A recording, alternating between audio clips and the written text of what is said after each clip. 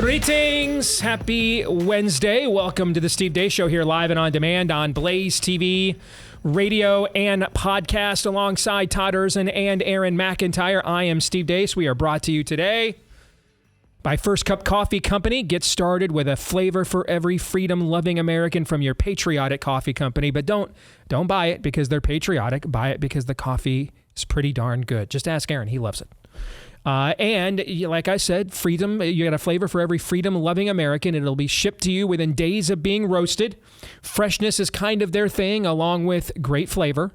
And if you want to try it today or try it again, get 10% off when you go to firstcup.com and use the promo code DACE. That's firstcup.com, promo code DACE. And don't forget, if you subscribe, you'll get an additional 10% off as well. Firstcup.com, promo code DACE. Mostly normal return to normalcy here. I said that twice. On a Wednesday, we will be joined by the weekly prophet of woe and lamentation, Daniel Horowitz. If you have not listened to Daniel's podcast yesterday, he did an interview with Florida First Lady Casey DeSantis. I would highly recommend you go and check that out. And Casey has developed essentially a pilot program in Florida for how to get people permanently off of welfare. And it's by engaging private charities and churches, using government as the portal to contact these charities and churches and say, hey, in your area, there's a single mom that doesn't have dinner tonight or needs groceries this weekend. Can you make that happen? Rather than just treating people like, their names on a page. Bob Seger, feel like a number, okay? You're just a serial number. You're just a case number. It's like applying for any kind of form of credit. Yes or no, you have the score and you just move on. So you're just on this forever, doing the Bone Thugs and Harmony, going to the mailbox for the first of the month, okay? But like treating people like people. And they just started that earlier this year, and already almost 30,000 people have been weaned off the welfare rolls in Florida. I mean, this interview, you guys got to hear this. It's incredible. All right. So we'll ask Daniel about that coming up a little bit later on in the show today. And then also why he was so fixated on Idaho primary results last night. And what were those results? We'll get into that and more with Daniel Horowitz. We'll play buy, sell, or hold, of course. But that's not going to start until next hour. Because at the bottom of this hour, I'm going to share with you some tidbits of a conversation I had with a little birdie this morning. Just as I was coming in to do the show, in fact. And I'm going to share this with you because I don't want... I hear the train a-coming. It's rolling around the bend. You know what I'm saying? And I ain't seen the sunshine since I don't know when. I'm trying. I don't... That show I did, Election Night 2022... Did it look like I was having fun that night? It did not. No. We literally almost had to call the cops for a brawl. Okay. I mean, I think I'm on Glenn Beck's defecation list ever since that night. Okay. Nobody had any fun. I don't want to do that show, again. I don't. I don't want to do that show. And you know what show I really don't want to do again? You know what show even more than I don't want to do Election Night 2022 show again here on The Blaze? Can you guess what show I even want to do even less than that? Can you guess? Election Night 2020. Oh man, I want to do that one even less. Okay. Even less.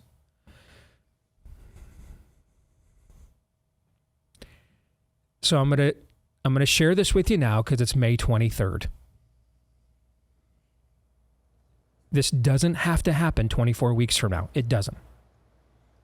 It doesn't. But it's going to require us to do something more, though, than bitch and moan and blog. Then it does have to happen. Then it does. And I hate you again. It doesn't have to. It doesn't have to be like this. It doesn't. So I'm going to bring this up. What was pertinent in this conversation from this little birdie, and I'm going to do so. Because I don't want to do that show again. I don't. I don't want to do the 2022 election night show on The Blaze again. I don't want to relive that evening. And I definitely don't want to relive the 2020 election night. I want to do that show even less. Okay? So I doubt it'll be anything that will surprise you. Other than It's all stuff we've been bitching and moaning about for 4 years and have done almost zilch about. But now it's game time. Know what I'm saying? This ain't practice, Allen Iverson. This is game time. So we're going to talk about this at the bottom of the hour. Before we get to that, however, I'm sure this will be far cheerier content. It is, after all, Aaron's rundown of what happened while we were away. What happened while we were away, brought to you by a hodgepodge of clips from all over the political spectrum with very little commentary. We'll start with Joe Biden. After I signed the PAC Act into law, I handed the pen that I signed it with as a tradition of the most responsible. Here's former FBI Director James Comey. This election matters because of a reason like that. People have to participate. You cannot sit on the sideline. I don't care how you feel about Joe Biden, you must vote for him because the consequences on the other side are too severe. Here's former National Security Advisor John Bolton. And you've said you're going to write someone in November. That's what I did in 2020, and I'll do it again this November. Who did you write in 2020? You've never revealed that before. Well, I might as well say it now. I voted for Dick Cheney. Wow. And I'll vote for Dick Cheney again this November. He's RFK Jr.'s cousin, Anthony Shriver. Do you think he could win? I absolutely do. And I think he'd be great. And I think he'd add a new voice and a new angle, a new perspective. I think he's super smart, really educated. Treasury Secretary Janet Yellen talked to the Frankfurt School about sending hundreds of billions of dollars to Ukraine. U.S. and European support packages have bolstered and complemented one another. And this is critical to Ukraine sustaining its resistance on the front lines and the home front. Let me be clear. It is also critical for the security of the American and European people. And checking in on the U.S. Navy. Don't just stand there, let's get to it. Strike the pose, there's nothing to it. Strike the pose, there's nothing to it. Strike the pose, there's nothing to it. Strike the pose, there's nothing to it. Strike the pose, there's nothing to it. Strike the pose, strike the pose, strike the pose, strike the pose, strike the pose, strike the pose, strike the pose, strike the pose, there's nothing to it. Moving on, South Carolina Governor Henry McMaster has signed the Help Not Harm bill into law, which bans chemical castration and meatball surgery in the name of gender for minors and bans public funds from being used for such heinous acts. Last night in Oregon, Portland voters ousted Soros-backed Multnomah County District Attorney Mike Schmidt. Taking his place will be now former Multnomah County Prosecutor Nathan Vasquez. It's unclear whether this is an upgrade. In Kentucky, State House candidate T.J. Roberts, who was on our show just a couple of weeks ago, won his primary, as well as Congressman Thomas Massey, who overcame an unusually high number of well-funded attack ads for his GOP primary for U.S. Congress. A New Jersey gym owner who defied the Garden State's COVID-19 restrictions was cleared of more than 80 charges relating to a series of pandemic-era confrontations with police. He celebrated by posting on social media that the governor could suck his, well, you know what. Ian Smith and Frank Trumbetti, co-owners of Attilis Gym in Belmar, racked up the summonses after they kept their workout spot open in May 2020 despite Governor Phil Murphy's mandate to close non-essential businesses. At one point, cops even arrested some gym rats as they left the building, and the owners were hit with scores of summonses and eventually ordered to pay about $165,000 in fines for violating public health emergency rules, according to NJ.com. But late last month, a municipal judge in Winslow Township dropped the charges following a nearly 4-year legal battle. And finally, this, because why not?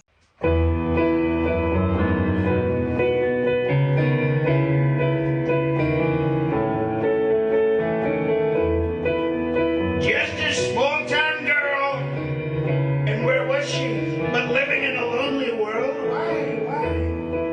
She took a midnight train, and I'm telling you, when I say it was going anywhere, we won't know. On the other hand, just a city boy, was it New York? No, it wasn't. This boy was born and raised in South Detroit. And again, he also was on that train, a midnight train going anywhere. And I'm telling you now, don't stop believing, don't ever stop. And that's what happened while we were away. Was it in New York? No, it wasn't. That is great. And I love how the guy playing the music can't keep a straight face either, even though he knows what's coming. He's cracking up laughing in real time too. The voice and the mannerisms are perfect with that. The hand but gestures. The guy is like a Muppet doing it. It's just amazing. Where did you find that? It just popped up in my feed this morning. I'm like, why not? That is absolutely sensational. All right. So, yes, we needed that. Thank you. That was a nice little palate cleanser that made everybody laugh, I'm sure. Aaron's Montage brought to you by our friends at My Patriot Supply. Most days you're going to watch Aaron's Montage. And frankly, if you watched the first half of it until we got to the funny there at the end, you're going to think, I better make sure I am prepared for what is coming and probably already here. Indeed. I mean, I mentioned the other day, while they were finishing the kitchen, couldn't go home and get lunch after work. So I'm trying to think, what could I go out and get that would at least not completely blow up the creedal demands of 75 hard. So I'm like, you know what? Grilled nugget combo with a sugar-free lemonade at Chick-fil-A. Let's go there, right? And you guys forget that I mentioned it was nearly $15. Blew my mind. It was nearly $15. Okay, so went to the drugstore the other day. Get a couple of toiletries for me and Noah. Dude stuff, thing of razors, some shaving cream. One bag, 5 items, $50. $50 for that. 50. Folks, just might want to make sure you're prepped. Okay. Our friends at My Patriot Supply can help you with that. Get their best-selling 3-month emergency food kits. They're flying off the shelves. You can get yours right now at our website, preparewithdace.com. Food kit offers 2,000 plus calories per day. That's breakfast, lunch, dinner, even drinks and snacks. Well over a dozen different types of meals inside, so you can even mix and match. So when the apocalypse happens, you won't have to eat the same boring food all the time. There's always a silver lining. There's always a way to claim a W, Todd. I'll always find a way to claim a win. I'm increasingly less convinced of that. All right. Go to preparewithdace.com. Again, free same-day shipping if you order today by 3 p.m. At preparewithdace.com. Order all the kits you need for $200 off. You can't beat it. They stay good for up to 25 years with proper storage at preparewithdace.com. All right. To Aaron's Montage we go, and we'll talk a little bit more about this actually and what I want to address at the bottom of the hour after going back and forth with a little birdie of mine today. But lifting at the gym this morning again, it's basically that's my only recon into what largely is happening in the corporate media sphere. Otherwise, I wouldn't know unless it pops up in my Twitter feed, and that includes Fox News too, by the way. And I am watching a conversation on MSNBC between Jen Psaki and James Carville. And when I say... Nothing but sanity there, Steve. The look on your face, people didn't see it, but it was great. When I say watching, I just want you guys to know, I looked up in between sets, okay, and that was on the screen. So I saw it for 5 minutes, and trust me, that was 4 minutes too much, all right?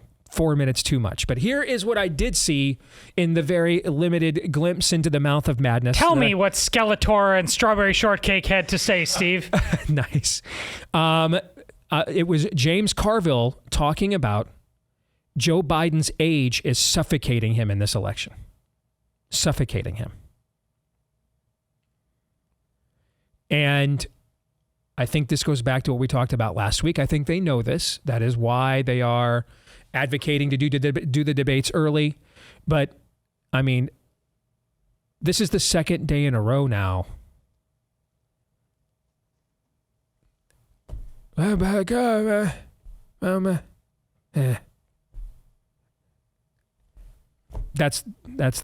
literally a Joe Biden impersonation right now. I mean, I am tempted, because we are, of course, on this program, we are Vanta Black. Okay. I am tempted to make numerous gallows humor references to this and point out that really it's a perfect metaphor for the state of the speaking of Skeletors, of the declining and falling state and failing state of this state. It is metaphorically right on target, right? I mean, let's just say we were under a form of divine judgment. Just, hypothetically speaking. Let's just say that was the case. Think about it, like when God gave Israel the king that they demanded, Saul, right? Because they said it wasn't just that they wanted a king. I mean, they had a king, by the way. They had the King of Kings, okay? But they wanted a king that was like everybody else. And so what did God give them? Someone who absolutely looked like they came right out of central casting, right? Had the broad shoulders, had the build, larger than the average, before Christ Jew, okay? He was also vain, shallow, vengeful. In other words, he gave him a king, just like everybody else. That's what most kings are like, right? He gave them exactly what they asked for, and what that request symbolized is what he gave them, right? Yes. Given the current state of our country, he kind of is right on cue with it, right? I mean, from a guy who's been in office longer than you and I have been alive, almost, okay? And you and I are now in our 50s. So just, the never-ending perpetual bureaucracy, an elite class that is out of touch, voters who just can't even be bothered, who before decided, well, mean tweets are bad, so we need dementia instead. And now, who even cares? I mean, I dare you to do better, Steve. In many respects, it is, what's the word I'm looking for here? I don't want to say justified. How about, well, let's use this phrase. You have received your reward in full, right? Yeah. I mean, in many respects, he is a fitting image, metaphor for the state of the West overall, but now certainly sadly this country too. He is us. Yeah. We are him. But set that aside. We won't make those gallows humorous lines today. This is dangerous, okay? And I want to make sure, in the midst of all of us getting our clicks and everything else over Dementia Joe's daily dementia confirmations, we all understand here that beyond that, I know we kind of don't even want to look at things seriously anymore and just like laugh at everything. But it is not a good idea to have a guy holding the nuclear football. That's just not. That's a precarious place for a society to be in. Everything you just said from "it is dangerous" is almost verbatim what you said about him back when we were discussing this in 2019, by the way. Yes. I'm not even kidding. I bet you said the exact same thing. I know, but we've done this conversation before, 5 years worth of it, in fact. And, I've also said, though, this idea that Trump has changed a bunch of things is not true. The cake is still baked the same. The frosting is just zanier. You see this in the next two clips that Aaron has in this montage. These are two men who Donald Trump gave two of the most powerful and prominent positions in his own government, his own administration to. And that's before we even get to the Scaramucci's and the Omarosas, just jokes of human beings, all right? Just complete jokes of humans. That's before we even get to that, okay? Rex Tillerson, Reince, Anthony Fauci. James Comey was Trump's FBI director. John Bolton, Trump's national security advisor. And they want you to vote for Dick Cheney and dementia Joe Biden.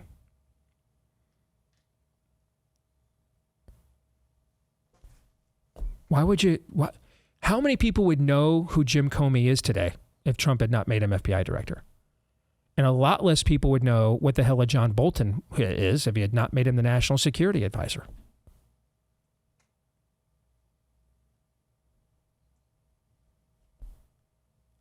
I mean, there is something providential about that too. The laws of sowing and reaping are undefeated. We can't have Steve Bannon in here, but we can have James Comey and Porn Stash. Okay? We can do that. We can have Harry Reams and James Comey, but we can't have Steve Bannon in here. But then, you want to feel bad for what they did to Bannon, and then you watch that he just goes out there and apologizes for literally everything Trump does every single day anyway, even after he didn't pardon him. He's looking at prison now. This is how this election is turning us all into Gollum. Because on any given day, within the same day, you can look at what's going on with how you started talking about Biden, and you say, I've got to vote for the alternative. And then you pivot to the next storyline that we just discussed, and you look at what the alternative is, and you say, what the hell's the point? I think Thomas Massie is the only incumbent Republican congressman who faced a contested primary that Trump did not endorse. I think he endorsed literally every other Republican congressman facing a contested primary, regardless of what faction they're in. They belong to the Freedom Caucus or not. Like Mike Simpson, the troglodyte in Idaho, who was one of those who said Trump wasn't fit for office. Trump endorsed him in his primary last night. I think Thomas Massie was the only one. Now, here's the thing. On Matt, I actually agree more with AIPAC's views on Israel and foreign policy than Thomas Massie's. Nevertheless, I am ecstatic that Thomas Massie won last night and won so resoundingly. Why? Because no foreign country, none. This is not the United States of Israel. It is the United States of America. Have I made it very clear? I am a staunch Zionist. Anybody doubt that? Thought the course of my career I've been pretty solid on that? Well, in the way that you mean Zionist, and I know there's a lot of confusion out there. I'm not trying to get what I mean by that is people are going to take you in the weeds. That's all I'm saying. They have the only historical claim on that land. That's what I mean. Okay. And I'm very staunch. Yes. I'm very staunch where that is concerned. I have been an arch ally of Israel throughout my entire career, except when Benjamin Netanyahu turned his government on his own people with maybe the worst lockdown in the free world, and then his successor, Naftali Bennett, chose to turn them into a statist experiment for Pfizer. Short of that, I've been staunchly pro-Israel. That all being said, no foreign government, no foreign government, nope, should believe it has a say in who wins American elections. Period. End of sentence. We're done here. No commas, no semicolons, none. Just should not happen. And I want to know how many people in Israel could have been helped by, what was it they spent in that race? $400,000? Something like that, yeah. Yeah. How many, I mean, I would imagine there's some homeless people in Israel. I would imagine there are some people being displaced right now because of the war in Gaza. How many Jews do you think they could have, that are in that precarious position right now? Do you think they could have helped with the $400,000 they wasted in Thomas Massie's race? No, you don't get to have a say in American elections. You don't. I'm sorry, you don't. It's the United States of America. Period. End of sentence. If dispensational theology now is that Israel gets to determine who wins American elections, no. Nope. Nope. I look forward to your email box after this. That's not how this should work on any level whatsoever. That doesn't mean, by the way, if you don't want to vote for Thomas Massie because you disagree with his foreign policy where Israel is determined, that's fine. That's not the same thing as elements of a foreign government determine who wins elections. No. Not in favor of that on any level. Because here's the thing. If you allow that one way, you won't be able to say no the other way. I'm pretty confident historically we're going to have a pretty good time coming up with the necessary support Israel needs without setting the precedent that foreign elements get to have a say in American elections. No. Oh, isn't that horse way out of the barn? Aren't we already vassals of Ukraine? Correct. Anyways? And so we have to start somewhere. So what credibility would I have to point out exactly what you just said, but it's totally okay when AIPAC thinks Thomas Massie shouldn't be in the U.S. Congress anymore and spends $400,000 to get rid of him? You see what I'm saying? See, you want to know why we're losing on every front? Because we have surrendered our credibility on every front. No. I got to vote for Larry. I'm 100% pro-life, but I've got to vote for Larry Hogan, whose first campaign commercial is, I'm going to codify Roe v. Wade into law. And then you'll email me and say, Steve, I don't understand why my kids and grandkids have walked away from the faith. I got nothing. Anybody? I got nothing. Chocolate. Exactly. Vanilla. Okay. So no. We're the United States. We're not the United States of Ukraine, but we're the United States of Israel. Is a no. And in fact, I'm telling you right now, what they're doing by going after people like Massie on stuff like this, you are feeding groypers their talking points for them. You are inciting more anti-Semitism among people by doing this. You're feeding their shallow, easily disproven talking points for them. So that's the standard. By the way, why didn't Trump endorse Thomas Massie? Because Massie was the guy that forced the voice vote on the COVID bailouts that ended up sparking all the inflation we have now. Now, Joe Biden's made it all way worse, but that's what happens every single time. How many times you guys heard me say, I almost went Joe Biden. How many times you guys heard me say, a bad Republican always leads to what? Worse Democrats every single time, right? Every single time. So those COVID bailouts, which Massie forced the voice vote for, he was the one holdout that forced the voice vote. And that's why Trump didn't endorse him. That's why.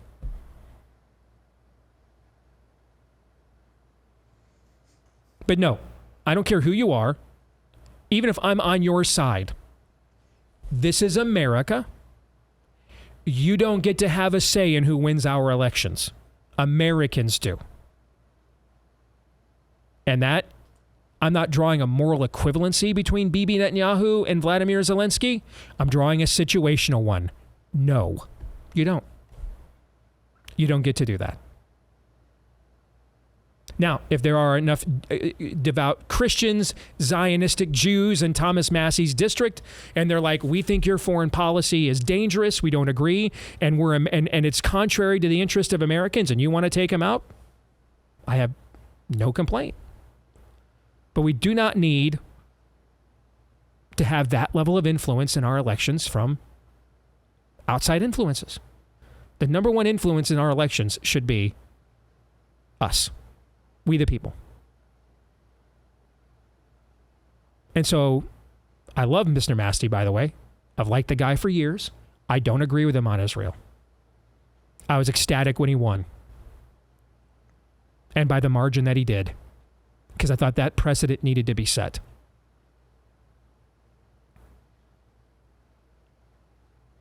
I'll stop there. Any thoughts on what I've said so far?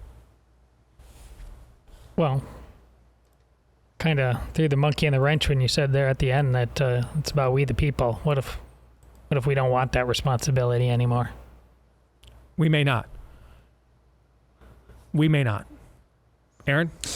No, everybody was wondering who John Bolton voted for in 2020 and was going to vote for in 2024, correct? We've all been discussing that. We've all discussed it off the air many times. Yes, and now we know the answer. It's Dick Cheney. Stunning and brave, Mr. Bolton. Stunning and brave. So, that's my thoughts on the montage.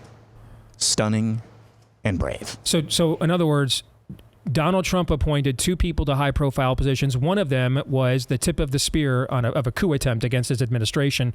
And the other guy thinks that a heroic figure is the impetus behind the worst foreign policy mistake, Iraq, in American history.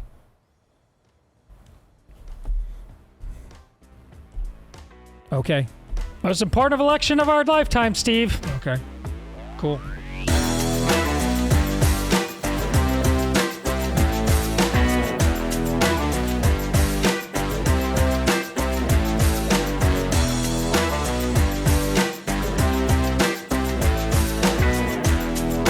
As you watch the parade of COVID criminals and their accomplices now come forth without any fear of retribution, justice, tribunals. As you see them now come forth to gaslight you, to expunge what's left of their soulless consciences, let that be a reminder to you never to trust any of these people or any of their bureaucracies ever again. Now, unfortunately, we can't just completely immunize ourselves from the healthcare establishment. And there are still plenty of good people working in these fields, by the way. But whenever possible, let's make sure we take back dominion of our situation. That's our word for the year, and that's our theme for the year. One way you can do that is with our friends at Jace Medical. Get the Jace case right now to make sure the next batch of award-winning medications aren't deemed dangerous and horse pasty right when you might need them the most. But then you can also now expand the Jace case to customizable options. So if you've got something that you want to make sure you need that needs a backup, or maybe even more importantly, a loved one that you want to make sure because they're on some form of government health care, so they're completely at the mercy of these entities. You want to make sure that they've got a backup of their meds. You can now do that. They've got a wide menu of drugs that you can get backups with a customizable Jace case as well. Yes, that includes even practical things like EpiPens or ivermectin. If you want to get the Jace case today, go to jace.com. That is jacemedical.com. Jase for jacemedical.com. Use the discount code DACE at checkout in order to get that discount. That's discount code DACE at checkout at jacemedical.com, JASE for jacemedical.com. All right, we're going to pause buy, sell, or hold until the top of the hour because I think I'd be derelict in my duty as a host if I did not share with you a conversation I had with a little birdie on my way into the office here this morning as I was getting ready for the show after working out, and then when I got into the show, and I shared some of it with Todd and Aaron before the program, and I just thought, looking at their reactions, that you guys needed to hear this. Okay, so I'll tell you this about my little birdie before. I can't tell you who this person is, but I'll tell you this about my little birdie in this case: hardcore right winger. Not necessarily a Trump tiptoes between the raindrops kind of guy. He'd have been more of a DeSantis kind of guy in the primary, I guess is what I'll say. So this guy's not going to Mike Lindell symposiums, okay? Not who he is, okay? And he is doing some on-the-ground work right now, looking at the political landscape professional work, looking at the political landscape in several key battleground states. But I want to focus on what he said about Wisconsin in particular to me this morning. And this conversation got started because I sent to him to get his take on it. I sent to him John McLaughlin, not the one we stole his show from. He's dead now. There's another John McLaughlin, is Donald Trump's personal pollster. He is the pollster for the Trump presidential campaign. And he put out a poll yesterday that had Trump losing independents by 4 head-to-head against Joe Biden, and actually finishing 3rd for independents if you factor in RFK Jr.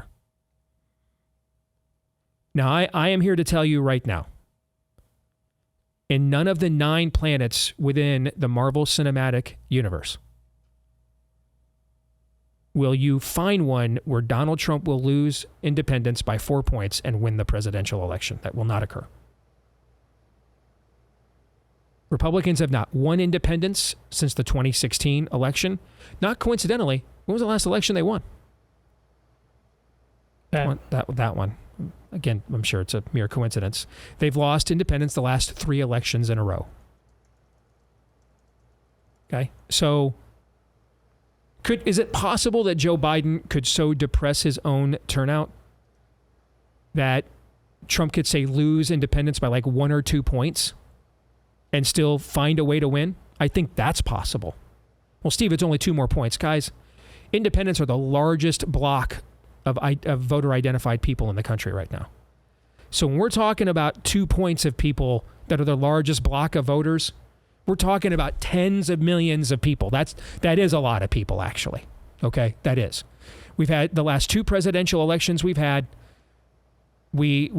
one guy win the decisive states by less than 40,000 votes, and the other guy win the decisive states by less than 80,000 votes. So yeah, that makes a big difference when we're talking about a couple of points of people who are going to make up at least a third, if not more, of the electorate. Then yeah, you see what I'm saying? That's a lot of people. Okay. So, like Romney, by some exit polls, won independents by 1 point against Obama, but still lost. Okay.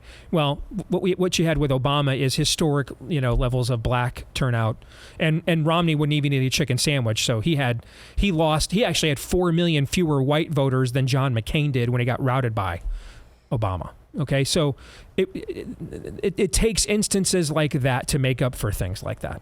Okay.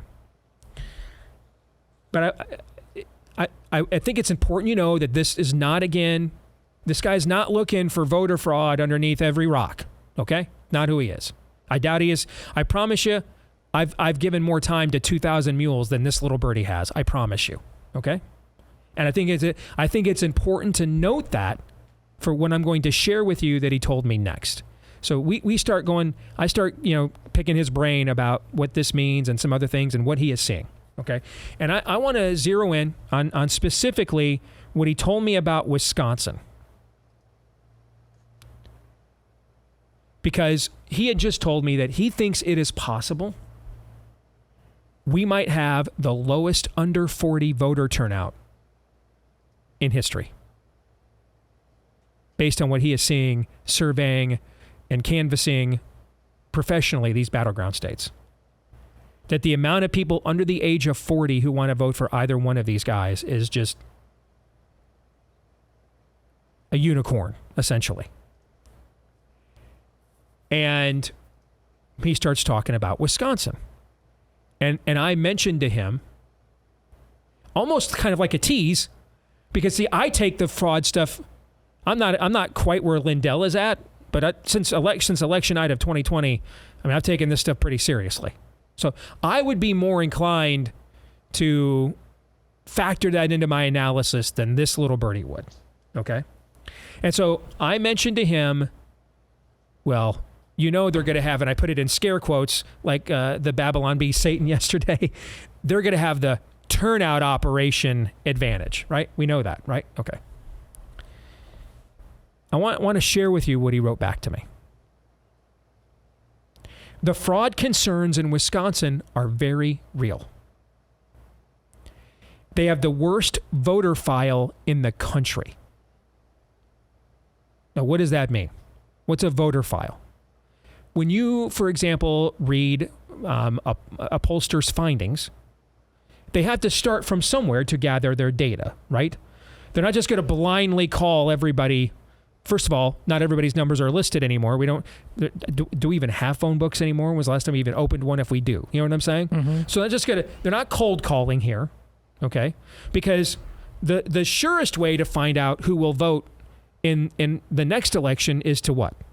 Find out who voted in the last one, okay? It's a little bit like if you're an entrepreneur or you own a business. Is it easier to upsell people that have already purchased what you're offering on one level, or to go find an all new original customer? It's always easier to upsell people that have used your service before, okay? So this is why you also see surveys when we get past the conventions will often switch from registered voters to likely voters, trying to, again, narrow down who will actually show up and vote. If you poll a bunch of people, and even if your results are good and honest, but these people aren't going to vote, then your poll is worthless. You see what I'm saying? It's like a Family Feud question. I mean, it's interesting. Oh, I didn't know that people thought that, but no one's changing their life because of a Family Feud survey. That doesn't have an impact. So you're not just trying to find out what people think. You're trying to find out what people who will vote think. That's why the voter file is key. It's often the starting point of when this kind of data starts getting collected. Okay. And then the real good stuff that you see nowadays with AI and stuff, and Democrats have huge advantage over us on where that is concerned, is being able, and this started in the Obama years with robocalling and everything else and micro-targeting via social media. They started this. The Trump campaign did this very well in 2016. And that's now why all the right-wingers are facing censorship now. All right, because that was a way to go and find people who didn't typically vote or typically vote for you and figure out how to get a message to them that would make them do something they don't typically do, which is vote for you, right? But it is hard to survey data based on things that have yet to occur, because that's a variable. So you always start with what you know has happened and will happen again, and then you factor, you do this inside out. You don't start with outliers as the basis of your analysis and then go to the fundamentals. You start with the fundamentals, okay? And then once those are established, like, what are these outliers here? So in this case, we've got a guy who's got dementia running. You see what I'm saying? Okay. And so, what are those outlier variables now that you need to factor into your fundamentals? Because it's not a static process either. It's not, the same people over and over again that just voting, but it's the same people over and over again who do most of the voting. With me so far? Yeah. Yes. Okay. So this is why the voter file is so key. Now, Wisconsin as a state, has this been a significant state in recent times at all? Just a bit. Yeah. It literally helped determine the last two presidents of the United States, right? Hillary needed to take a trip there that she didn't, yeah. Correct. So again, we're not talking about a state that's like suddenly competitive, suddenly meaningful, right? Yes. Okay? It's right now got a Republican legislature, I think, and a Democratic governor. It goes back and forth on statewide politics. So you would think this would be a state, man, where the voter file is on lockdown, given how pivotal this state is and how much of a swing it is internally between Republicans. Don't win it a lot in presidential elections, but in off-year elections, this thing's hyper competitive, right? Yes. So, okay. Disclaimer determined? Yes. Now, all that information will help you absorb what I'm about to share with you better. Quote, Wisconsin has the worst voter file in the country. I had a woman in one of my groups, my focus groups, complain about getting a mail ballot for people who didn't even live with her. She said when she complained to the city, there were 5 people registered there besides her at her house. Now, again, this isn't a guy that's like, this doesn't fit his immediate bias. Oh, I knew that. Okay. So what does he do? He goes, I had my team check out her claim.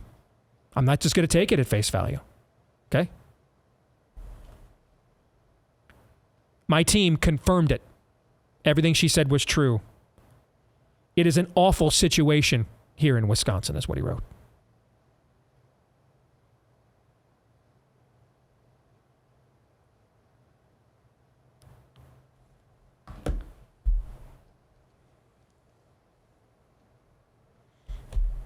How much money has been made by people bitching and moaning about voting irregularities and voter fraud the last few years? How much?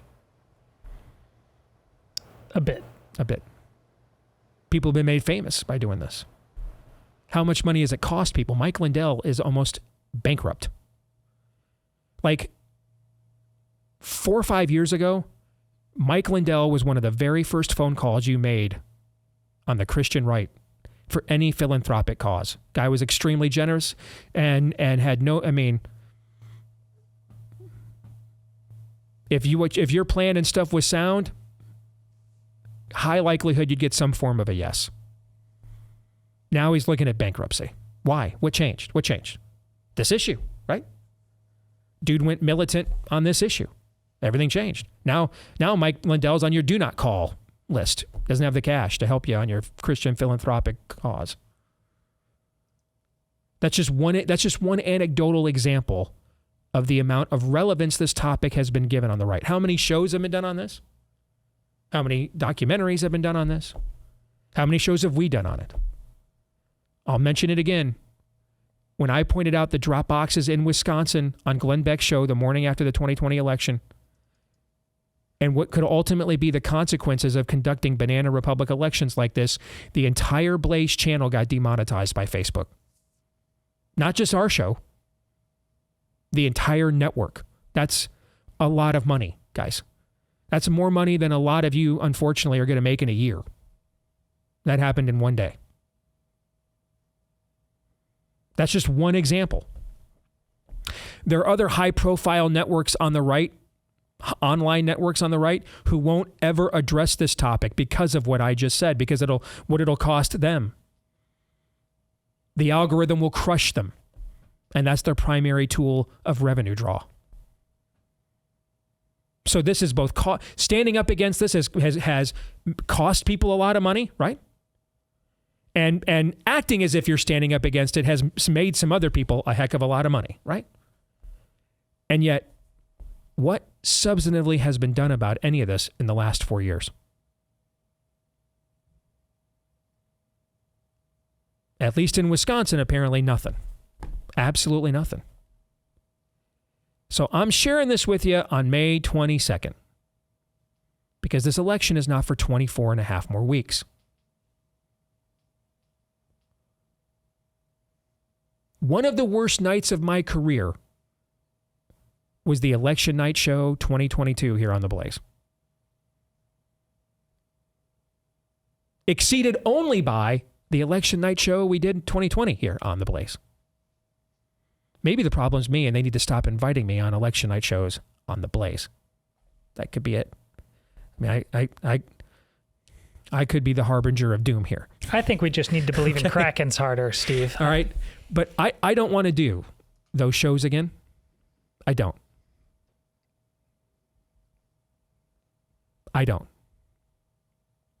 So I'm putting this out there now because I know there's a lot of people in Trump world and other places that listen to this show. People who are empowered to look into and do things about these kinds of things. So I'm putting this out there now. It doesn't have to end like this. We don't have to do this again. We can do something other than kvetch. We can do something other than engagement farm. We can. And I'm not against those things. I'm a professional kvetcher, and I have to do some form of engagement farming. Otherwise, we don't get to do this anymore. We'll be doing actual farming, okay? But it can't just be that.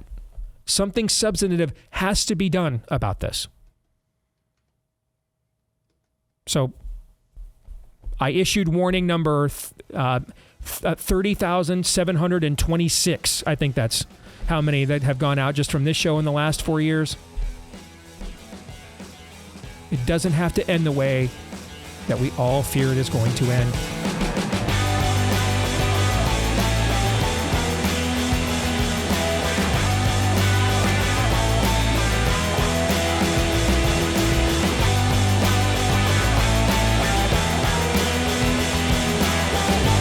All right, back here with Hour 2, live and on demand on Blaze TV, radio, and podcast, alongside Aaron McIntyre, Todd Erzin. I am Steve Deace. And you can let us know what you think about what we think via the stevedeace.com inbox. Just email us, steve@stevedeace.com. Somebody asked me the other day, Steve, there is no stevedeace.com. I go there, it just takes me to the Blaze, your Blaze landing page. So why do you still call it the stevedeace.com inbox? Because you always want a game plan for the future when they figure out around here that they can get somebody better than me. So we're still branding stevedeace.com for the day that comes, and we're going to have to go back to letting you guys find us at stevedeace.com. Costanza. Exactly. So, I'm unemployed, and I live with my parents. Always prepare for the worst. Always. All right, so steve@stevedeace.com is the email address. You can like us on Facebook, MeWe, and Gab. You can follow me at Steve Deace Show on Twitter, Getter, Instagram, and TikTok.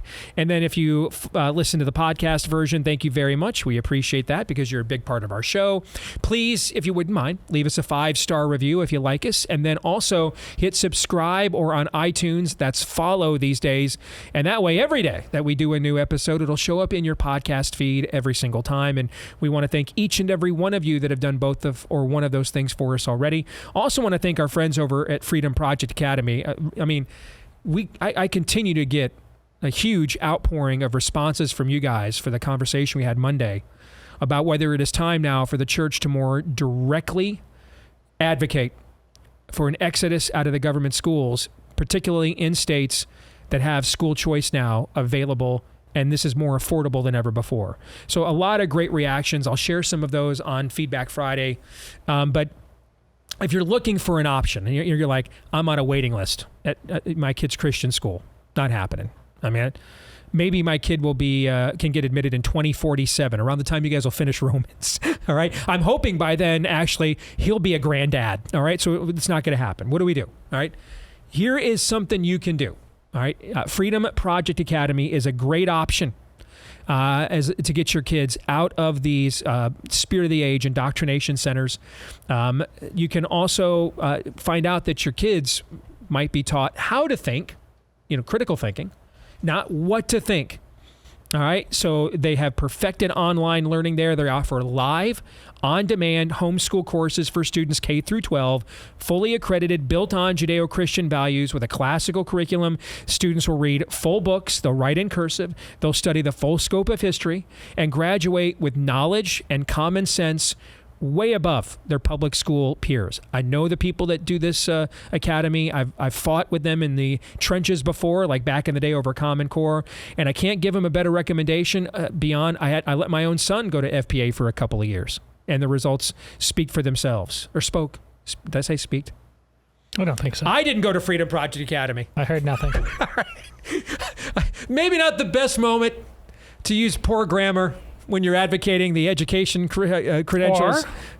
Or maybe I need to. I'll be enrolling at Freedom Project Academy here, doing some continuing ed courses this summer. Okay. I'll just stop. It's great. All right. You ate a lot of paste as a kid, Steve. I did. You can save 10% on if you're like, I'm sold. You can save 10% on tuition right now when you enroll at freedomforschool.com, freedomforschool.com.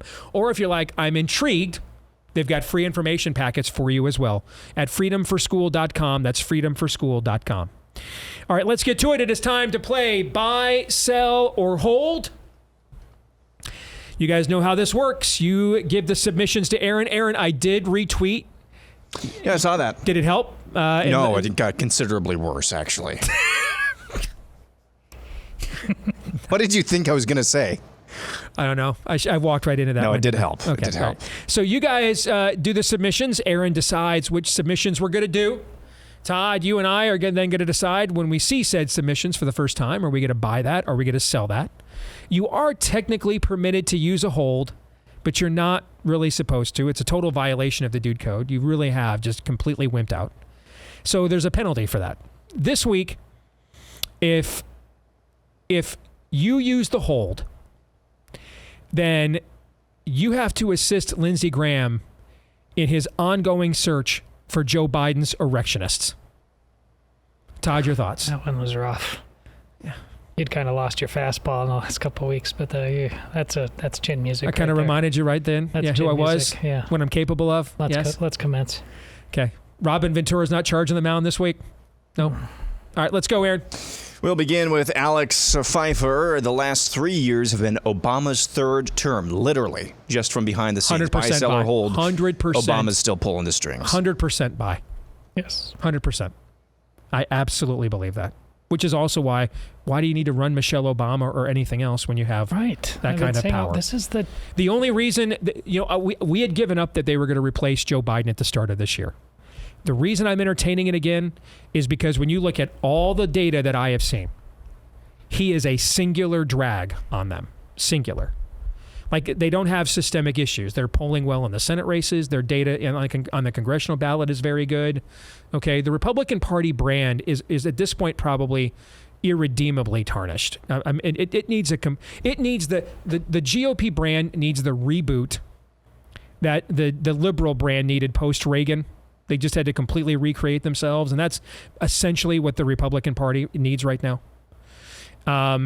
The only problem they have is Joe Biden. That's the only problem, is that people just think he's too old to be president. So I agree. I don't think he's been the president this entire time, and I think it's either been Obama directly or indirectly, because a lot of these associations and these bureaucracies are his. So I will buy. Yeah, and now the election music Trump had negatives. Who had bigger negatives? Hillary Clinton. Now he's Hillary Clinton in this scenario. Yeah, those concerns exist about Biden, but most people understand what we're talking about here on the left as well, which is why they're not. If they can carry this through, they're going to do it. They'd rather do it. Do you think he's as easily going to be able to control a lot of other people, even if they believe the same things as Obama, but they've got their ego, they've got their emotions? No, this is perfect. Next, Wrath of Khan says Trump wins in November and nothing changes because he doesn't make good hiring decisions, fails to understand the spiritual battle we're in against the unseen realm, and spends precious time going after shiny things that won't have significant impact. A lot of that is true. A lot of it is true, but it goes too far. The parts you say about Trump's weaknesses are demonstrated. Like, what do I think a second Trump presidency would look like? I think it would look like the first one. Which is, those things were all true in the first one too, right? But you also cannot say prior to March 16th, 2020, that things were not demonstrably different than they are right now. They were demonstrably different. Simple things like the price of gas, much different. The price of a carton of eggs, much different. Hell, the price of a grilled nugget combo at Chick-fil-A, a lot different. Okay? The ability to buy a home. So if we had the explosion of success of this show in 2018, 2019 that we had in 2020 and 2021, you wouldn't be living in Carlisle, Iowa right now, and you'd be living in a house a lot closer to where your kids are going to school because the housing market was completely different, was it not? Yes. So this is my weakness. I just have this uncontrollable urge to pursue what I think is true, even if it's not convenient to me at the time, offends everybody else, doesn't make me any money. So this is the Jekyll and Hyde of the Trump era. You have adequately itemized why his presidency failed at the end. You're correct. But Trump was also president before March 16th of 2020. And things were dramatically different and on almost every front better before that occurred. So what do I think will happen if Trump wins again? I think things would be dramatically different on multiple fronts until they figure out whatever is the next spirit of the age, contrived crisis to drop on his lap to get him to panic and to surrendering everything. I think the same things would likely happen. So I think this goes way too far, so I will sell. You could buy a used car in 2018. It's a lot harder everyone could basically in 2018. It's a lot harder to do it right now. You could fill up the gas tank of your Range Rover for less than $50 in 2017. You can't fill up the gas tank of your Impala for less than $50 in 2024. All right? Most Americans, if they had the median income of $76,000 in a household, could buy a home if they wanted. Now, Zillow says you've got to earn 80% more than you made in 2020 to buy a house now. Lots of things are dramatically different. Lots of them are. I'll sell. But it's interesting. That's why I'm buying. Things are so much more broken. Even though this is a third term of Obama can get away with way more than when it's his face on it. He can be utterly shameless, and he has. And so much has been destroyed. I think the proof of concept is Donald Trump does not have it in him to resurrect this thing. This is why yesterday I was talking about this as a win-win-win for Democrats. Now, that's a different standard, okay? I agree with you. He doesn't have the power to resurrect this thing. I agree with you on that. But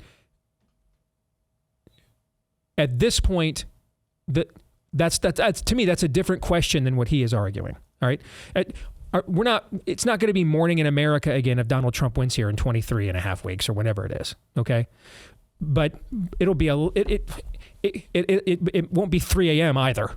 Okay, you see what I mean? It might be 11 o'clock. It might be 2 o'clock. I don't know, but things would clearly be different on some level. But resurrect this thing? Oh, I agree with you on that. Yeah, I agree with you. Next, we go to this. This is DEJ D'Entremont, who says dispensationalism will largely die out with the boomers.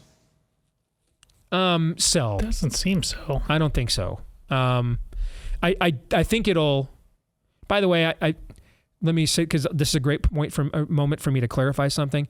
I am not even sure I disagree with dispensational theology. I'm not necessarily committed to one camp or the other here within evangelical circles between covenantal folks and dispensational folks.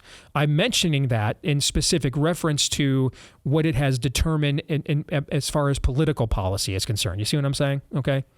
Like there aren't very many, like when you know what, let me give the example the other way. Most of the people that are advocating for abortion abolition to the point of criminally charging the women who believe in it are Reformed theology. Most of them are. Why? Because Reformed theology believes in election or predestination, and therefore is an advocate of what is called presuppositional evangelism. All right, or persuasion. The idea that you actually start with what is presuppositionally true, whether people believe it or not, and argue from that front. Okay. So starting with abortion is murder and should be penalized by law, right, is a presuppositional apologetic, right? And so a lot of their views of law reflect that. Does that make sense so far? Yes. So that would be an example of you should be aware of these things if you're a Christian or not, if you believe in that theology or not, you have any theology or not. You should be aware of these things because just like you should know how liberation theology has tainted the Catholic Church and politically manifested itself on that front, you should know how people's theological convictions, okay, how they end up manifesting themselves politically into policies and ideas, and you're wondering where this stuff come from, okay? Similarly, the idea that this iteration of Israel has super prophetic importance and that the promise that God made to Abraham, I'll curse those who curse you and bless those who bless you, continues on into perpetuity, okay? Even after Messiah has come and established the church, okay? That comes from a dispensational theological premise. Does that make sense? Yep. So I'm not bringing that up to necessarily criticize dispensational theology as a standalone metric, okay? But if we're taking that to the point now that I should care about Israel more than my own borders, I'm out. That's when I'm out. That's my point in bringing that up. As to your premise, I do think the numbers between you will see a resurgence of covenantal theology, Reformed theology among the younger generations. You're already seeing that within evangelicalism, but I still think that the dispensational view will, at least for an indefinite period of time, continue on as the dominant view, just not as unanimous as it has been in the boomer generation. So I'll sell. Yeah, with the trend of history as is continues as is, it's made for dispensational theology to thrive. Next up. True, because things are getting worse and worse, yes. So that must mean the rapture's just around the corner. Yes. Correct. That's a good point. See, that's the other part of it too. Yeah, exactly. Good point. Yeah. I'm Catholic, by the way. Next, we go. You did a good job of correcting my own analysis there, so well done. I'm sorry, Aaron. Go ahead. Somewhere in Kentucky says, I know y'all probably can't touch this, so I didn't care what was happening after that. I just went ahead and took this. But the conflict in the Senate this week amongst the women, that was in the House actually, is exactly why we should never have a woman president. Buy, sell, or hold somewhere in Kentucky. I think that goes too far. I'll sell. Everybody's doing the fifth grade act up there. Margaret Thatcher exists. That's a great point. Everybody. Okay. I don't care how well they hide it.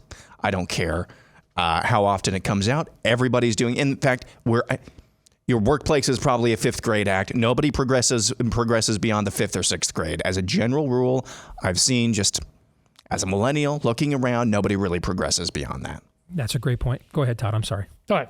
I think it's not unique to women. That's what I'm trying to say. Not in this era. No. We have, the bar is so low on overall behavior. I mean, this is what I'm talking about. Like, there's plenty of women I take over your average sports pro and all this stuff. So, yeah, just, can I have some competence? No is apparently the answer. So that's apparently the answer. No. Timothy Stevens says, given that number one, many globalist elites are invested in immortality research and development, do you have any disagreements with that assertion? No, they wouldn't frame it that way, but that's essentially what they are. When you boil it down, that's what they're seeking. But yes. It is Indiana Jones Part 3. They're searching for the Holy Grail for sure. Correct. And number two, human sacrifice is common in demonic rituals intended to extend life.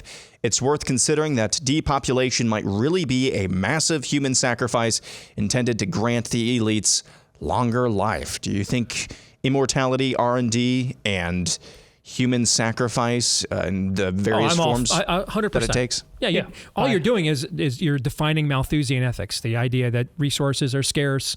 Okay. Then you throw in, utilitarianism on top of that. All right. For each according to his abilities, to each according to his needs. And then when you add in the idea of Marxism, which is while claiming to be power to the working class and the oppressed, it's usually only a special group of people who gets to determine who the working class and the oppressed are. Right. Yeah. Yeah, it's always somebody else needs to die, but not me. Well, it's because of this math. And as the great prophet George Carlin once said, it's a big tent, and we ain't in it. Yeah. All right, next we go to Taylor Yancey. Harrison Butker is less likely to speak at CPAC than Steve. Oh, you got it backwards. 100% sell. Yeah, I agree. 100% sell. If anything, the speaking requests for Harrison Butker are off the chain right now. Off the chain right now. Yes. Agreed. Yep. Next, another CPAC tweet. Micah Toole says Steve will speak at CPAC before Lindsey Graham dates a woman. Well, now we're getting to a conundrum. To quote Lindsey Graham, now this is nut cutting time. So, we may have exhausted this trope. I'm not sure where to go with it after this. I think we have finally found something that may occur even after I will be invited to speak at CPAC. I mean, is it a real date? Or are they going out for a beard? Is it a real date? Let's say a real date. Yeah, I think that was the subtext. Not there. A girlfriend from another school, Tim Scott. Okay, but this isn't. We're just in search of beard. This is a real date. Real thing? I think so. Then I think this is retired once and for all. Then, because I think even I will speak at CPAC before Lindsey Graham. Who is this? Who wrote this earnestly dates question? A woman. This is from Micah Toole. You just glitched Steve out live on air. Props to you. Look at that. I mean, the computer, the mainframe, it's just smoking over there. Indeed. I mean, the Matrix will have to reboot now. Correct. Yes. Nice. Next, we go to this. It's a little bit lengthier, but I thought it was good. Toys in My Attic says the loss of trust in the medical establishment will cause or has caused an overcorrection so that some people don't trust anything said by a medical professional. This will lead to even more deaths as those people enter a neo-dark ages where they try to cure serious illnesses with herbal supplements and fad diets because medicine is all a scam like the COVID shots. I'll let you go first because I'm at a hard buy, but you go ahead. I'll let you go first. No. Good grief. Have you listened to nothing I've said about the magical power of vaccines? It should, something like that should have happened. That should be the thing we're concerned about. We're not even close to that.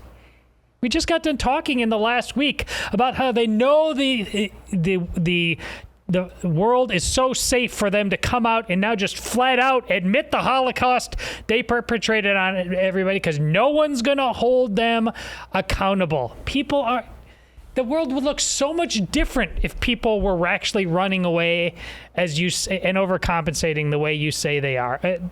A hard sell. I'm a hard buy because I think you just defined total depravity. We are incapable of nuance. As a species, we can barely do it with the Holy Spirit. We can never do it without. And this is how the pendulum swings throughout history.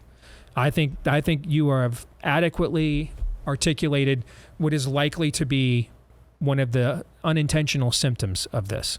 So but all the evidence currently is in my favor. Where's the evidence of the overreaction on this? Well, we're amongst a segment of the population. We're like 10 minutes.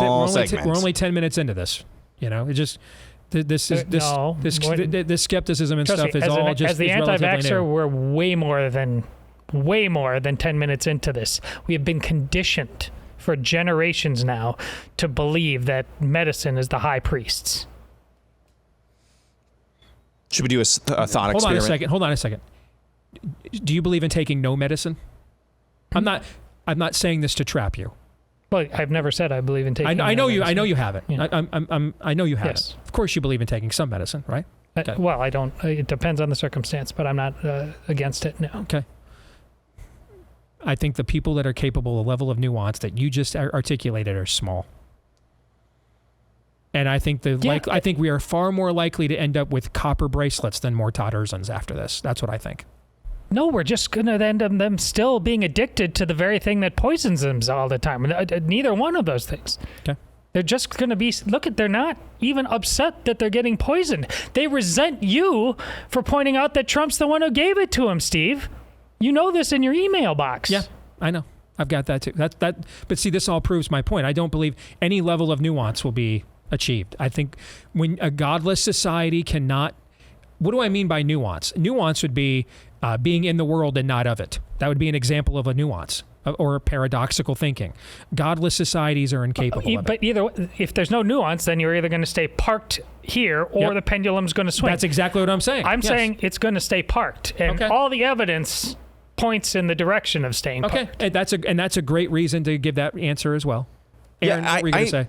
I took the submission as being quantitative more than qualitative. You took it as qualitative, I think, Steve. Okay. And Todd took it as quantitative. And that's what a good I mean, point too. What I mean by that is, in mass, people have swung so far the opposite direction of trusting or not trusting the medical establishment that fill in the blank. We're going to start taking herbal medicines. I think that's the way that Todd took it, and with a very small exception of people, maybe a sliver of people.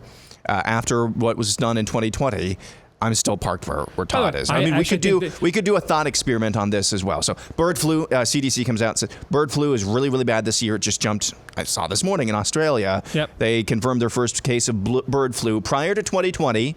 If this was happening in 2019, CDC has a ticker on every single cable news outlet, number of infections of those with bird flu. We need everyone to buy a BB gun, go out on their front lawns, and shoot every single wild bird that they see. We're all in this together. We got to save Grandma. How many people would do that? Just play along with me. The same lead up, the same drama that we had for COVID. Yep. You need to go buy a BB gun, shoot all the birds that you see. How many people would play along with that prior to 2020, do you think? I think lots of people would do that. Okay. Yep. After 2020, how many people would play along with that? One group of people would play along with it even harder. And then another group of people would deny that birds even do birds even exist? Is there such thing as birds? Actually, I think that's a real conspiracy theory. There are people who subscribe to the notion. That's why I said it that way. I do. I know people who think birds aren't real. Yeah, I've run into those people. Yeah.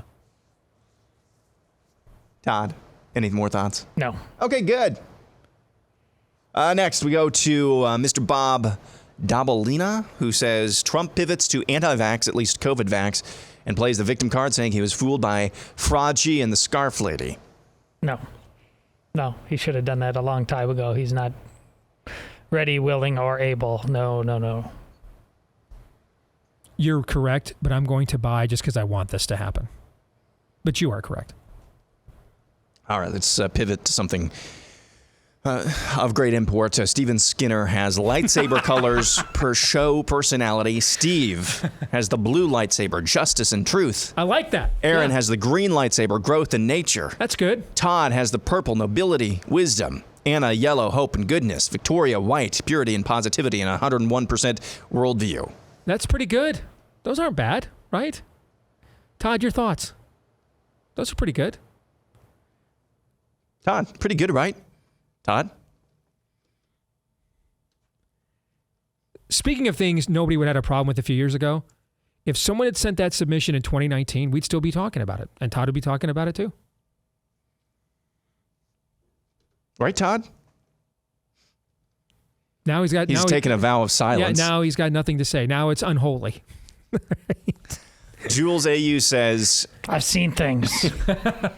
Jules AU says, most, not all, of people who say, my kid is going to be a missionary in the government school are just using Christianese virtue signaling in order to justify laziness or selfishness or both. That is my strongest buy of this entire segment thus far. Wouldn't change a word. Strongest buy so far. Correct. Yes. It's an form of eisegesis. I'm gonna come up with the theological interpretation I like, and then impose that upon the scriptures. You should do a whole show on that because there's a lot of that going around on a lot of fronts. Yes. Yes, there is, my friend. You bet. Boom market for that. Yes. Some might even say a boomer market. Yeah. Denethor 2024 has this. This Photoshop. Sorry, for those of you listening, I know that's the vast majority of our audience. This is why you have to come back and watch the show sometimes. Any description that we could give of this is just not going to do it justice. So I'm not going to say anything. Denethor 2024 says, if Todd could meet any character from the Star Wars universe, he would pick Uncle Owen. They'd get along great drinking blue milk and telling Luke to quit playing with lightsabers and droids and set your feet and get in the harvest. Correct. That's another way of saying looks so natural, if it were too. up to Todd, the Death Star would never have been blown up. The Empire would still be in control. But damn it, the crops would be getting out on time, and Luke would be a lot more responsible of a human being. Yes. Bye. I think we're finally finding some balance in the Force. Aren't there two moons or two suns on Tatooine? Yeah, two suns. And see, even the lighting in this works out great because there's lighting coming from both the left and the right side. Well done, Denethor. That picture of you and Uncle Owen is great.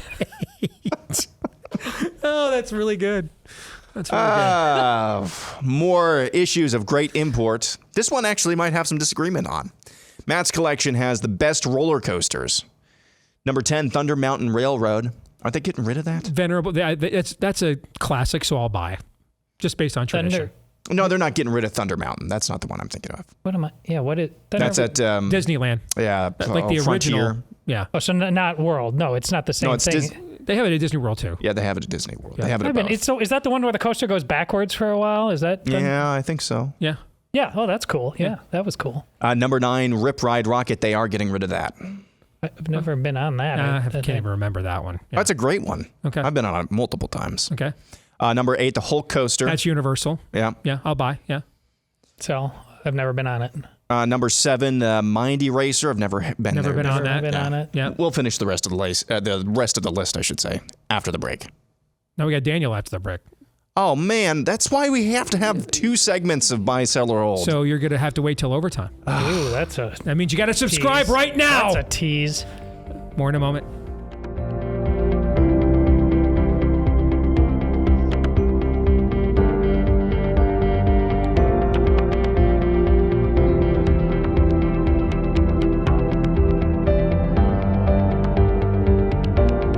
Back here on the Steve Deace Show.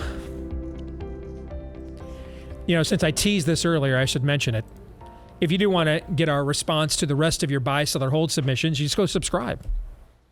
BlazeTV.com/Deace. Also, if you see some of the show swag that we wear every now and then on the show, and you're like, I'd like to get some of that, you can.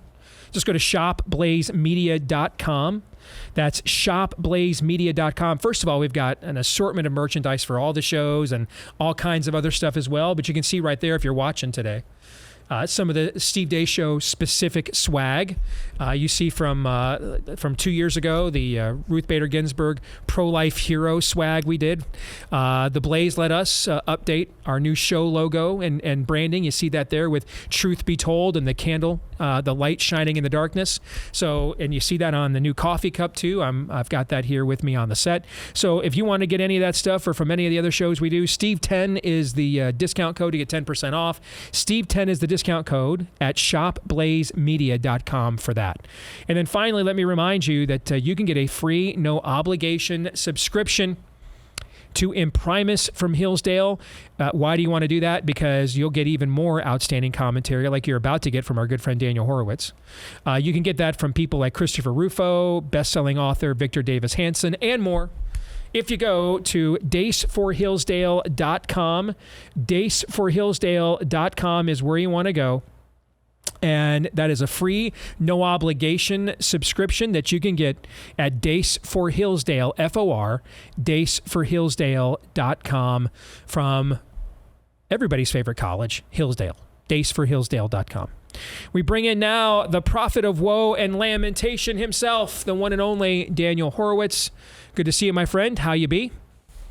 We're doing all right. I can still afford bread. I can still afford circuses. Until then, maybe I won't be all right. All right. Now you're speaking Todd's love language right there. All right. So let's get started with number one. I mentioned this at the top of the show. I listened to the interview you just did with Florida First Lady Casey DeSantis about a program that a pilot program that she has started down there that so far has permanently removed almost 30,000 people off the welfare rolls by using government as a conduit to meet people's needs, as opposed to the main vessel for doing so, meaning that government essentially, people go to file something with the state. Hey, I've got a need. The government reaches out to charities, churches, synagogues in that area and say, hey, this family needs groceries. This family needs a meal. Can you help? Can you do this, et cetera? And I mean, what she was describing was brilliant. Also made me think, like, why hasn't this been done like for the last 40 years kind of a thing? Like, why are we just now thinking of something like this? But just to, why you wanted to highlight that and then your thoughts of the interview. And I would urge people to go get your podcast. Yeah. Conservative Review is the name of the podcast. Go subscribe to it. You definitely want to hear Daniel's interview with Casey DeSantis from yesterday. No, I mean, this speaks to the issues where everyone is on target. Everyone is based and knows what time it is in the abstract. But then specifically, we're either distracted, off target, or doing something that's just the polar opposite. So we all recognize, it's too much spending, inflation, and welfare dependency. But no one actually ever says, okay, we have a serious problem. Now, it would be great to turn back the clock in 100 years, but it's like, you can't. It's never going to happen. So if I just say I don't believe in any welfare, it's worthless because you're just going to continue the status quo. We need people with actual innovative solutions. And like, you understand that we could debate over what caused inflation. Like, you could spend $7 trillion like a second before Biden gets into office, and then somehow it's Biden inflation. But whatever, it's fine. But then, let's say Trump wins. Let's say DeSantis would win. Okay, let's say he would have been the nominee. It's not going to change on its own. There's not a single ounce of that budget that they're going to cut. And in fact, every opportunity a new reauthorization or new budget bill comes up, like we saw when Republicans are in control, they add new supplementals. They have a new farm bill out that's going to be, $37 billion more, but then CBO always underscores it by a factor of 5. Mm-hmm. See what I mean? So what are you going to cut? You're not going to cut Social Security, Medicare. Discretionary, they're not going to cut either, but that's not enough. It's in the middle. It's the welfare state. It's 100 dependency programs, over $1.1 trillion. That's where the money is. And so basically the federal government shoves out endless cash with no transparency to states and say, your job is to sign up as many people as possible. Well, what's DeSantis' motto? Not just stop the bad stuff, but utilize government as a force for good. Once it's there, once we have these programs, what's the best way we could turn it around? So rather than saying, are you eligible? Here's your check. A caseworker picks up the phone. Hey, I need welfare. Here's the thing. It's specifically TANF, the cash welfare, and food stamps. And they're like, well, wait a minute. What's your story? What's your story? Maybe we could help. And, well, is it food? Is it clothing? Is it a job? And they built a database. See, look, especially my show, Woe and Lamentation, we're used to saying everything that's wrong with our culture. But I think one thing that's still right, churches don't preach from the pulpit enough on the hardcore issues. But one thing I think we have done as a nation more than any other nation is charity. There's a ton of charity out there. Everything, and food, clothing, you need an air conditioning unit, whatever it is. So they got a database of they found every, Tom, Dick, and Harry, not these big grifting lobbyist NGOs that have big salaries that do stuff by every county. And they match people up. They navigate you. So the guy picking up the phone looks, hey, you're in this county. You need food? We'll have meals delivered to you. So through doing that, they were able to circumvent welfare with almost 30,000 people, help another 100,000 people. And again, this is with the limited control of just 2 programs that are predominantly federal. This is the sort of thing that it's not cool to talk about, Steve. Mm-hmm. I mean, I don't know a way to market it. I struggle with Twitter and how to put it out to people. But doesn't it cut to the core of everything fiscal, everything social, family, what we want to do, and that we're going to have to do on some level, at least in the red states, if we want to turn this around? You know what's happened with a lot of our politics, Daniel, is it's a lot like what's happened with music, where because of auto-tune and an iPhone, everybody thinks now that they can be a musician and be heard, and we're constantly operating on the shallow end of the pool where that is concerned. Same thing has happened with politics. Everything's auto-tune now. I mean, I don't know. If we can't sell a headline, almost 30,000 people permanently removed from Florida's welfare rolls. If that headline doesn't sell, then I don't know really what we're doing here then. I guess at that point, we're always just anoint candidates who will cause dramas and everything else, because apparently that's all we can sell, auto-tune. I mean, if that's not a result, hey, there's 30,000 less people on the welfare rolls in Florida. That should be a pretty easy vision to sell, just that alone. But I don't know. I mean, I was told maybe it's based to be promoting welfare. I mean, I can't tell. I'm trying to follow the rules, Steve, of being, a good MAGA Inc. in good standing. I'm really trying hard. So it could be that's something I think that's often been said about you. Yes. That's been said quite often. Yeah, it could be you're a cuck if you want to get off welfare. That's like not cool. It's only spending on illegal aliens. But if as long as maybe it's elitist illegal, to get people off of welfare now. It's elitist. I don't know. Yeah. You have been very fixated on the primary results coming up in Idaho. That primary was last night. Let's start with why. Why is Idaho of all places kind of the Daniel Horowitz test tube? Yeah. So until now, we've had states where we didn't have an organized grassroots opposition with a defined and distinct brand and name, a little bit of money and organization behind it. It's just random one guy here, two guys there challenging the establishment. They all lose. Okay. Basically, the story is until now, every incumbent wins all the time. Absolutely. Now that's both the bad guys and good guys, except there's a lot more bad guys. So the stinky Republican Party continues to suck. Okay, you go to Idaho is the first state where we have an organized Freedom Caucus, and there's an open civil war. There's an open civil war in the party, every bit as intense as any general election. And it spread out all over.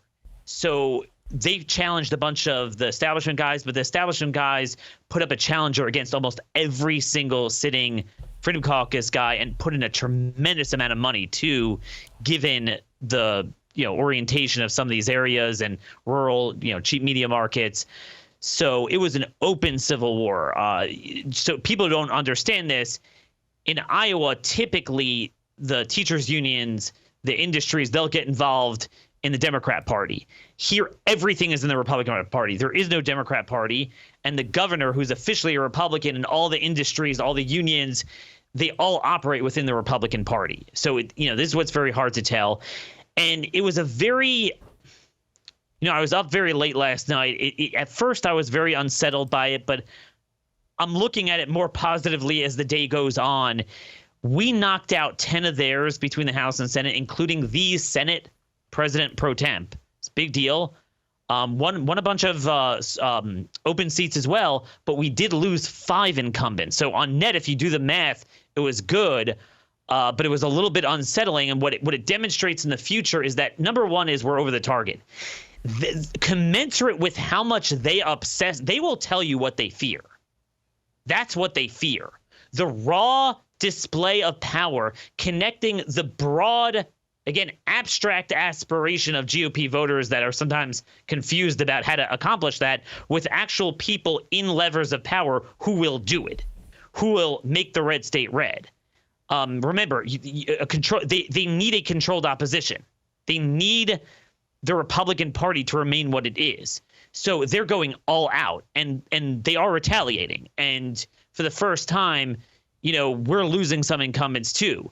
I think given how much money was spent, something like more than 15 easily won or narrowly won. Only 5 were defeated. We defeated 10 of theirs. But, Steve, this is my overall view. I look at a lot of these races. Typically with Congress, you see we get 3 points against an incumbent.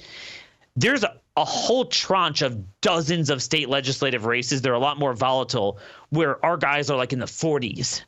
And I'm thinking, if you took a fraction of the grift and drift of this entire empire, or just the attention of the top 30 on iTunes, and all this stuff, and just a fraction of that towards these primaries, you would have what they all claim to dream of, running as a majority a bunch of states. I just want that to be known. That is it. What I learned from last night on net, it's headed in the right direction with the Freedom Caucuses, but it could be so much greater if we actually had a movement. Oh, and Steve, one more thing on that point, a movement. Do you know what always wins? And I have 50 million examples from several election cycles. If a candidate is against school choice, almost everyone goes down. We had 2 of them in Idaho, 2 in Kentucky went down. What's the common denominator? We have a movement. We have a little bit of money, organization behind that. You get what you fight for. Tranny stuff, I would say, is number 2. People that are boldly pro-tranny are tend to go down. But I will just warn, increasingly, they move on. So most of these guys are smart and self-aware enough to undermine us in the background, but try not to take really bad votes. And those people we really have very limited success in defeating. There's an article out, before we let you go, there's an article out here today at The Blaze. Alex Nitzberg, one of our writers at The Blaze, got together with a few people. Alan West, Chip Roy, a couple others. You and I are in there about assuming Trump wins. What is it you want to see? And I didn't really get into specific policy in my answer. I'm more concerned, what is the vision? What do we, because I think the policies and everything will come from what is the vision, without a vision, the people perish kind of thing. What is it we're here for? What are we here to do? And to me, the vision is to return as much autonomy back to the people as possible, because the last several years, since March 16, 2020, and this entire administration has been taking as much power away from the people as absolutely possible. Okay. You gave some answers in that piece as well. Why don't you talk a little bit about what you mentioned and why? So, I mean, we could talk about 50 million things that need to be done in the country. But again, what's the antecedent to all of that? You need a movement in place that will actually believe in it, smartly articulate it, and get it done. Mm-hmm. So this all leads to one thing. We don't have to speculate or guess here. He already was president. We have a wealth of observations and knowledge about what went on there. And I kind of summed it up for those of you who know who these people are or followed the Trump administration. We need more Russ votes and fewer Steven Mnuchin's. And the point was this: Russ Vought was the OMB director. He would write the budget, but the Treasury Secretary, who ultimately prosecuted the policies, formed the bonds with Paul Ryan and the Republican members to pass the actual bills that will pass, was a puke and a globalist, Steven Mnuchin. So, right now, we know how this ends. Trump's personnel endorsements are horrible. Okay, I mean, it's actually worse than it was before. When we thought we got rid of Javanka, but they might come back. We have Speaker Johnson is saying that now he will stay on. And the rumors I'm hearing is that if Trump wins, no one will have an appetite for that, and he will stay on. So he'll only lose if he's irrelevant, because obviously if Trump loses, they'll get a new minority leader, but so he will be the next speaker. So we're not getting rid of rhinos and primaries. We're not getting rid of leadership. We're not getting rid of the bad personnel choices. So what changes? So that's what needs to change. If you don't drain the swamp, you won't drain the swamp. I mean, you can't change the party if you don't change the party. It's really that simple. Good stuff, my friend. Thank you as always. Take care. We'll see you. You bet. Gentlemen, your final thoughts about, as we get ready to exit here today? Dovetails nicely what we talked about earlier. There at the end, we're screwed on multiple fronts. Trump, you need an answer to what we have now. Trump so clearly isn't it. And then on charity, This Marvin Olansky, who I believe has now devolved from this and becomes maybe or maybe not David French-like, but he wrote The Tragedy of American Compassion, which I've talked about on the show before. And in the desire to make things more efficient, maybe with charity, we ultimately just convincing ourselves, well, we really don't want to do this anyways. That's the big problem. We want somebody else to do this. Most of us as Christians, even with all our comfort and access, we should, by definition, be in hospitals, in homeless shelters, helping. Do you know how kids at Christian schools are supposed to be charity? Do you know how little actual charity they do? They put in hours doing stuff that isn't real charity oftentimes, because you aren't even allowed to do real charity in many cases where you should be. We have so professionalized it. And so we're distant. We write a check. God bless them for making it work in Florida, though. Yeah, the number of ways, tangible ways, hospitals, charity of various stripes, the number of tangible ways in which this country is in trouble, economically, morally, spiritually, is directly related to the church just shrugged. Somebody should write a book called The Church Shrugged. Sounds like a good idea, right? Yikes. Romans 8:28.